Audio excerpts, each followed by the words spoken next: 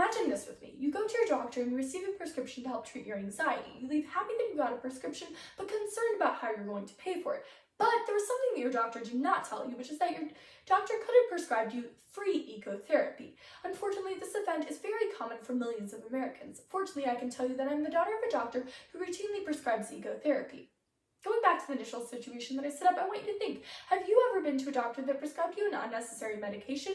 Today I'm going to discuss the issue that we face with not enough doctors prescribing ecotherapy. First, I will discuss the problem that we face with not enough doctors prescribing ecotherapy, then the causes behind this, and finally offer a potential solution. Doctors around this nation fail to recognize ecotherapy as a form of effective treatment. As a result, they prescribe a lot of traditional medications which unintentionally drive up the cost of care for their patients. So how prevalent is this issue really? Well, according to an article found in the Center for Disease Control.org, last updated April 13th, 2020, 73.9% of all Americans who go to the doctor leave with a prescription medication. But I wonder, how many of these prescriptions could have been replaced by ecotherapy? Understanding the extent of this issue and how it affects you is important to an overall understanding of this problem that we face. In fact, according to an article published from the Center for Disease Control on March 19th, 2019, 45.8% of all Americans have taken some form of prescription medication within the past 30 days. Furthermore, according to an article published on consumerreports.org by Teresa Carr on August 3rd, 2017, a doctor by the name of Michael Stein reports that a lack of communication between doctors and patients can result in a prescription the patient didn't actually need. And this patient could be you, me, or anyone watching. So, who really is affected other than us? Well, according to an article published on healthcareintelligence.com by Jessica Kent on March 15th, 2019, Americans spent $341 billion on prescription medications in 2016. Additionally, according to an article published by the Center for Disease Control.org on March 19th, 2019, the most common type of prescription drug for those ages 20 to 59 was an antidepressant, and the second most common class of drug prescribed for those 60 years and older was for treating high blood pressure. However, according to an article published on Time magazine by Alexandra Sifferlin on July 14th, 2016, approximately 9 million Americans could get their high blood pressure under control if they walked outside for just 30 minutes a day. So clearly, using ecotherapy could save us money in the future. But not everyone is fully convinced of the effectiveness of ecotherapy. In fact, according to Fiona C. Lundy's 2015 master's thesis, she argues that the science behind ecotherapy is not quite there because it is a relatively new form of treatment.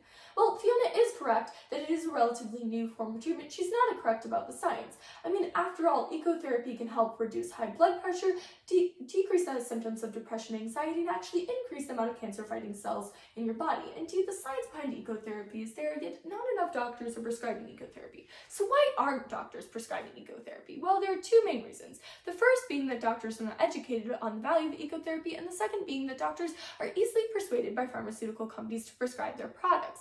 In fact, according to an article published in the Dove Medical Press Journal on February 12, 2015 by Virginia Cohen and Vicky Cry, 66 out of 127 medical schools offered a course in complementary alternative medicine.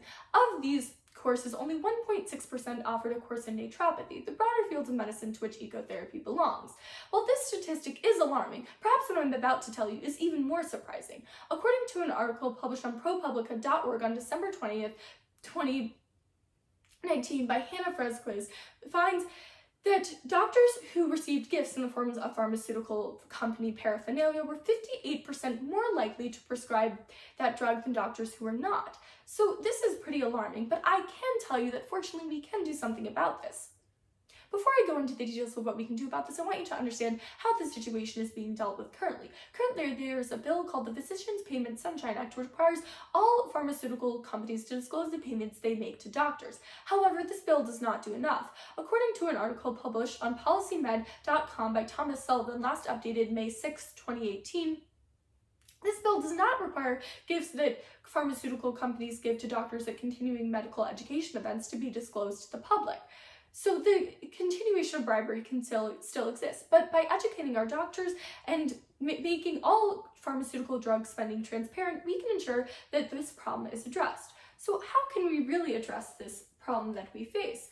Well, we can do this by educating our doctors as well as making all pharmaceutical company payments transparent, by making sure that we educate our local colleges on why making their pre-medical students educated on ecotherapy is important, it will actually increase the amount of ecotherapy prescriptions going forward in the future. Additionally, if we require all pharmaceutical company payments to be made disclosed to the public, we can ensure that we are getting the ethical care we deserve. For example, if my doctor knows that they could prescribe me a nature prescription to treat my anxiety instead of traditional medications, they could do that instead. So now I want to outline a couple of things that we can do going forward in the future to ensure that we are getting the ethical care that we deserve. First, we must recognize that the Affordable Care Act, or the ACA, is going to be ruled upon on November 10th, 2020, which will actually undo the Physicians Payment Sunshine Act, as it is a bill that is within the Affordable Care Act, which means that we must protest if the ACA is repealed. The second thing that we can do is make sure that we contact our local government officials and tell them why educating our medical students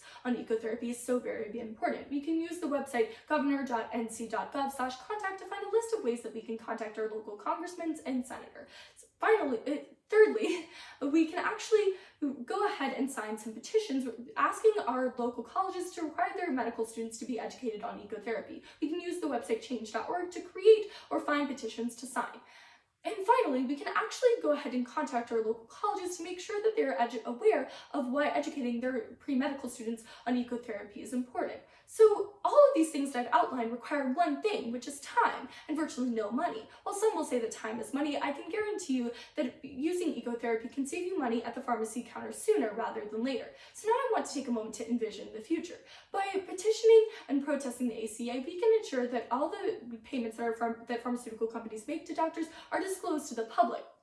Furthermore, we can actually check our doctor's status right now on openpaymentdata.cms.gov to check to see if our doctor has received payments from pharmaceutical companies. Now, I want you to imagine a world where we are using ecotherapy to help lower high blood pressure, to decrease our symptoms of depression and anxiety, and actually help fight off cancer. So now you know that ecotherapy can be used in many ways, but most importantly to help improve our overall well-being. Before coming into the speech, I didn't realize that things like the Physicians Payment Sunshine Act even existed. Nor did I realize how much of a problem we have with doctors accepting payments from pharmaceutical companies.